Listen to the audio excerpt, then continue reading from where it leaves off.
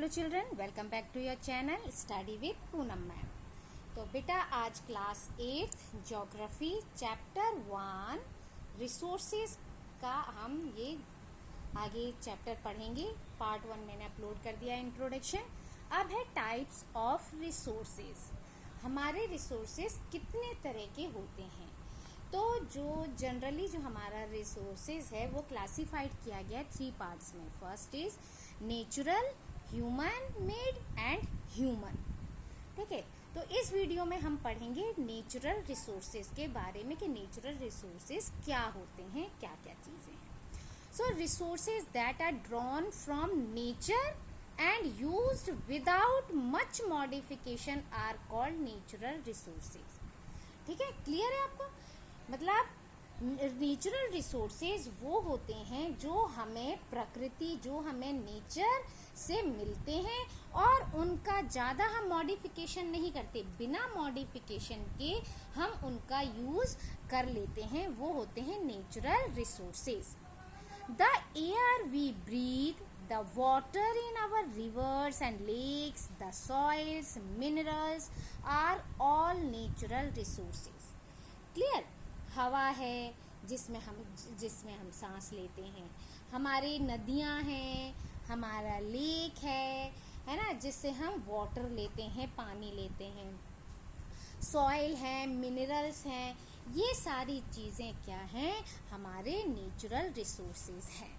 Many of these resources are free gifts of nature and can be used directly. Clear? क्या है? जो ये resources हैं उनमें से बहुत से नेचुरल और मतलब नेचर के गिफ्ट हैं, जिनको जो मतलब जिसे हमें कोई भी पैसा नहीं देना पड़ता है, फ्री गिफ्ट है। नेचर ने हमें फ्री गिफ्ट दिया है, फ्री में दिया है और हम इनको सीधे ही अपने यूज में ला सकते हैं। In some cases tools and technology may be needed to use a natural resources in the best possible way. ठीक है, कुछ परिस्थितियों में, कुछ केसेस में जो हमारे नेचुरल रिसोर्सेज का सबसे अच्छी तरह से यूज करने के लिए जो टूल्स और टेक्नोलॉजी है उसकी हमें जरूरत हो सकती है। Natural resources are classified into different groups depending upon their level of development and use, origin, stock and distribution. Natural resources जो होते हैं वो डिफरेंट ग्रुप्स में, है ना, हम क्या कर सकते हैं? क्लासीफाई कर सकते हैं। जैसे level of development and use. ठीक है, उनका यूज और उनका डेवलपमेंट। अच्छा, ओरिजिन और स्टॉक, है ना, कितना स्टॉक है, एंड डिस्ट्रीब्यूशन। इनके अनुसार हम नेचुरल रिसोर्सेज को क्या कर सकते हैं? क्लासीफाई कर सकते हैं। On the basis of their development and use, resources can be classified into 2 groups: actual resources and potential resources. अच्छा, अब level of development and use के बेसिस पर भी हम रिसोर्सेज को और 2 ग्रुप्स में डिवाइड कर सकते हैं, वो होते हैं एक्चुअल और पोटेंशियल। अब एक्चुअल रिसोर्सेज क्या होते हैं? एक्चुअल रिसोर्सेज बेटा are those resources whose quantity is known. Actual resources क्या होते हैं? जिनकी क्वांटिटी हमें पता होती है। These resources are being used in the present. ठीक है, ये रिसोर्सेज क्या होते हैं? हम इस समय यूज में है, मतलब अभी यूज कर रहे हैं, उनका यूज किया जा रहा है, वो एक्चुअल होते हैं जो हम यूज कर रहे हैं। The rich deposits of coal in Ruhr region of Germany and petroleum in the West Asia, the dark soils of the Deccan Plateau in Maharashtra are all actual resources. अच्छा, actual resources क्या है? Germany का जो Ruhr reason है वहाँ पर कोल, ठीक है, पेट्रोलियम जो है वेस्ट एशिया में पेट्रोलियम, और पेट्रोलियम, द डार्क सॉइल। अच्छा, ये कहाँ है? महाराष्ट्र के डेक्कन प्लेटू में जो है वो डार्क सॉइल, ठीक है, मतलब काली मिट्टी जो होती है वो बहुत ही ज़्यादा मात्रा में पाई जाती है। ये वास्तविक संसाधन है, वास्तविक रिसोर्सेज हैं जो कि हम अभी यूज कर रहे हैं। अब आता है potential resources. Potential resources are those whose entire quantity may not be known and these are not being used at present. अब जो ये पोटेंशियल रिसोर्सेज हैं, ये वो रिसोर्सेज हैं जिनकी हमको नॉलेज नहीं है, हम नहीं जानते कि कितनी है और इस समय हम उनका यूज नहीं कर रहे हैं। These resources could be used in the future. In resources को हम फ्यूचर में यूज कर सकते हैं। The level of technology we have at present may not be advanced enough to easily utilize these resources.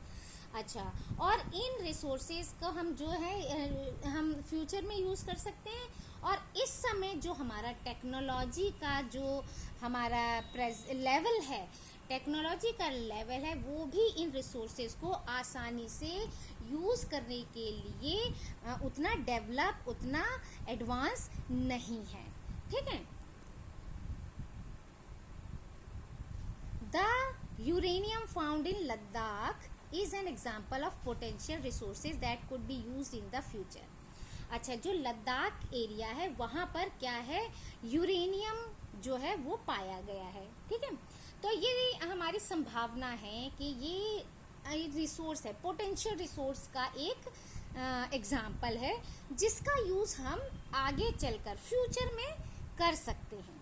High speed wind were a potential resource 200 years ago. अच्छा, high speed जो ये है, इसकी पहले जो ये था, विंड वर high speed resources 200 years ago. अच्छा, 200 साल पहले जो तेज हवा, हाई स्पीड वाली जो हमारी विंड थी, ठीक है, वो एक क्या थी, पोटेंशियल रिसोर्स थी, ठीक है। 200 साल पहले जो हम ये देखो, ये विंड मिल वगैरह जो बनाते हैं, 200 साल पहले ये पोटेंशियल थी हमारी, कि संभावना थी कि हाँ ये हम कर सकते हैं, ठीक है। लेकिन आज वो क्या है, today they are an actual resource. आज हम उनको यूज कर रहे हैं तो वो एक्चुअल रिसोर्स में आ गई हैं। And wind farms generate energy using windmills like in Netherlands. और जैसे कि नीदरलैंड में जो ये हैं विंड मिल्स के जो फार्म्स हैं, वो क्या करते हैं, ये सारे विंड मिल का यूज करके उससे एनर्जी, उससे क्या जनरेट करते हैं, एनर्जी जनरेट करते हैं। You will find some in Nagercoil in Tamil Nadu and on the Gujarat coast.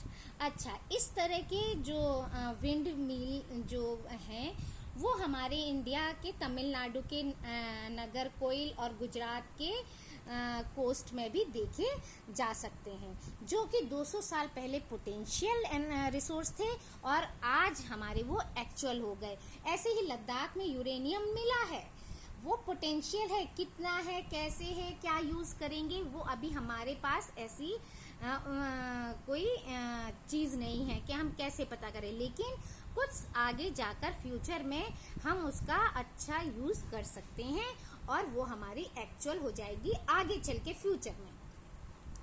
अब है बेस्ड ऑन देयर ओरिजिन। अभी तो हम क्या पढ़ रहे थे, उसके डेवलपमेंट और यूजेस के लिए। अब ओरिजिन के बेस पर resources can be abiotic और बायोटिक, इसमें डिवाइड कर सकते हैं, ठीक है। ओरिजिन के आधार पर हम किस में डिवाइड कर सकते हैं, टू ए बायोटिक और बायोटिक। ए बायोटिक रिसोर्स क्या होते हैं, are non living. Abiotic resources होते हैं नॉन लिविंग रिसोर्सेज और बायोटिक होते हैं रिसोर्सेज आर लिविंग, जो लिविंग होते हैं। Soils, rocks and minerals are abiotic, क्योंकि सॉइल है, रॉक है, मिनरल्स है, ये अबायोटिक है, ये नॉन लिविंग है। बट प्लांट्स और एनिमल्स जो हैं वो बायोटिक में रिसोर्सेज में आते हैं, क्योंकि वो लिविंग में आते हैं। तो इस तरह से ओरिजिन के आधार पर भी दो ग्रुप हो गए, ए बायोटिक और बायोटिक। अब आता है natural resources can B broadly categorised into renewable and non renewable resources.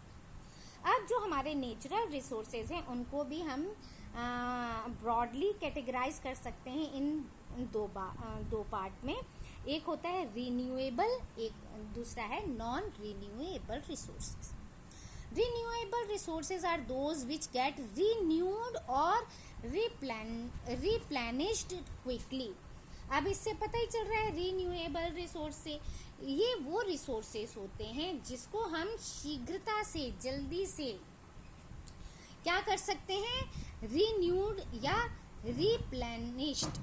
ठीक है, मतलब हम उसको नवीन अथवा पुनः दोबारा से उसको पूरित कर सकते हैं, बना सकते हैं। Some of these are unlimited and are not affected by human activities such as solar and wind energy. अच्छा, कुछ इसमें तो ऐसे होते हैं जो अनलिमिटेड हैं, अनलिमिटेड असीमित हैं, और उन पर जो भी ह्यूमन एक्टिविटीज़ हैं उनका कोई असर नहीं पड़ता है। जैसे सोलर एनर्जी, हम कितनी भी यूज़ कर लें सोलर एनर्जी को, उस पर कोई वो नहीं असर नहीं पड़ेगा कि ख़त्म हो जाएगी कि क्या होगा। विंड एनर्जी है, उसको भी हम जितना चाहे यूज़ कर सकते हैं। Yet careless use of certain renewable resources like water, soil and forest can affect their stock. लेकिन कुछ ऐसी चीज़ें भी हैं जो रिन्यूएबल रिसोर्सेज में आती हैं, लेकिन उनका हम अगर केयरलेसली यूज़ करते हैं तो वो उनका जो स्टॉक है वो अफेक्ट करेगा। जैसे वाटर है, पानी हम बर्बाद करेंगे तो पानी ख़त्म हो जाएगा और हमें मिलना मुश्किल हो जाएगा। सॉइल है, उसका हम ढंग से यूज़ नहीं करेंगे तो वो भी क्या हो जाएगी, ख़त्म हो जाएगी। ख़त्म मतलब जैसे अब किसान जो खेती वाली जगह होती है वहाँ पर बेच के लोग घर बना लेते हैं, फैक्ट्रीज बना लेते हैं, तो इससे जो ज़मीन होती है वो कम हो जाती हैं, ख़त्म होती जाती हैं। इस तरह से फॉरेस्ट है, फॉरेस्ट को काट काट कर भी वहाँ घर बनाए जा रहे हैं, या लकड़ियों के लिए पेड़ काटे जा रहे हैं, तो ये सारी चीज़ें क्या हो जाती हैं, ये ख़त्म हो सकती हैं। Water seems to be an unlimited renewable resources, but storage and drying up of natural water resources is a major problem in many parts of the world today. Water, अब पानी जो है वो हमें लगता है कि बहुत सारा है, लेकिन फिर भी जो पानी की कमी है वो नेचुरल जो वाटर रिसोर्सेज हैं उनका वो क्या हो जाते हैं, सूख जाते हैं। और कई जगह पर मतलब हम जो यूजेबल वाटर है, अब इतना सारा पानी है लेकिन समुद्र में है, खारा है, हम यूज़ नहीं कर सकते। तो ये भी एक बहुत बड़ी प्रॉब्लम है आज के टाइम में, कि बहुत बड़ी समस्या है कि पानी सूख रहा है, जो हमारे पीने लायक है वो हमें नहीं मिल पाएगा। अब आते हैं non renewable resources are those which have a limited stock. ये वो होते हैं जो लिमिटेड स्टॉक होता है इनका। Once the stocks are exhausted it may take thousands of years to be renewed और रिप्लेनिश्ड। एक बार अगर ये ख़त्म हो जाए, स्टॉक समाप्त हो जाए, तो उसके बाद उसको नया बनाने में, उसको दोबारा बनाने में हज़ारों साल लग सकते हैं। ठीक है, since this period is much more than human life spans, such resources are considered non-renewable. Coal, petroleum and natural gas are some example. ठीक है, और ये जो पीरियड है ये इतना लंबा पीरियड है, इतना बड़ा पीरियड है कि इंसान के जीवन की भी पीरियड से बहुत अधिक है।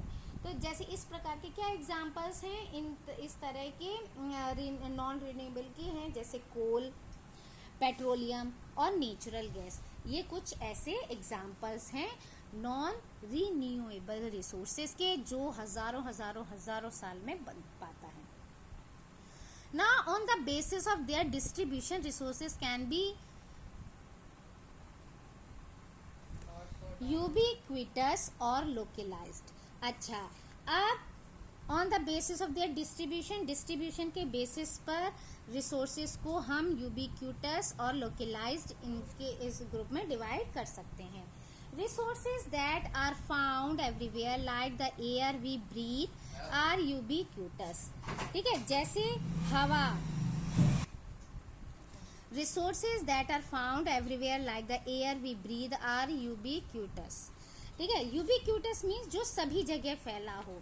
ठीक है, सर्वत्र जो होता है सभी जगह हो उसको कहते हैं यूबिक्यूटस. अच्छा, रिसोर्सेज जो फाउंड होते हैं एवरीवेयर वो होता है एयर, जो हम सांस लेते हैं हवा वो होती है, वो क्या है, यूबिक्यूटस है. But those which are found only in certain places, जो कुछ सर्टेन प्लेसेस पर ही मिलता है उसे हम कहते हैं लोकलाइज्ड. जैसे कॉपर एंड आयरन ओर, ये क्या होते हैं, ये लोकलाइज्ड हैं. The distribution of natural resources depends upon number of physical factors like terrain, climate and altitude. ठीक है, the distribution of natural resources किस पर डिपेंड करते हैं, ये distribution natural resources number of physical factors. ठीक है, like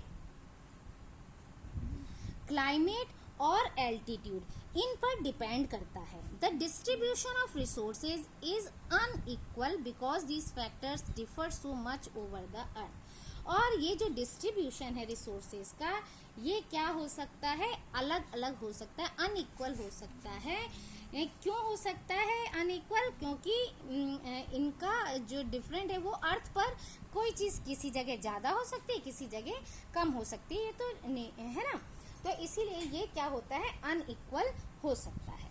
सो इस वीडियो में इतना ही. आगे की वीडियो में हम पढ़ेंगे आगे के. और so thank you. Like, share and subscribe my channel.